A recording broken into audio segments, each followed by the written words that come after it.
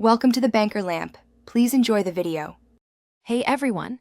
In this video, I will explain how to make wholesome ragi muffins.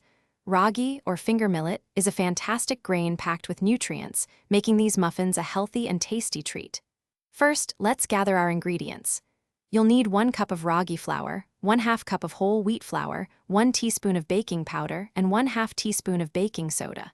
For the wet ingredients, have ready 1/2 cup of milk, 1/4 cup of oil, 1/2 cup of jaggery or brown sugar, and 1 egg. Don't forget a pinch of salt. Now let's get mixing. In your first large bowl, combine all the dry ingredients: the ragi flour, whole wheat flour, baking powder, baking soda, and that pinch of salt. Whisk them together really well to ensure everything is evenly distributed. In your second bowl, whisk together the milk, oil, jaggery or brown sugar, and the egg. Make sure the jaggery or sugar dissolves completely.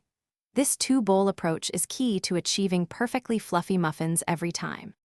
It's time to bring it all together. Carefully pour the wet mixture into the dry ingredients. Mix gently with a spatula until just combined.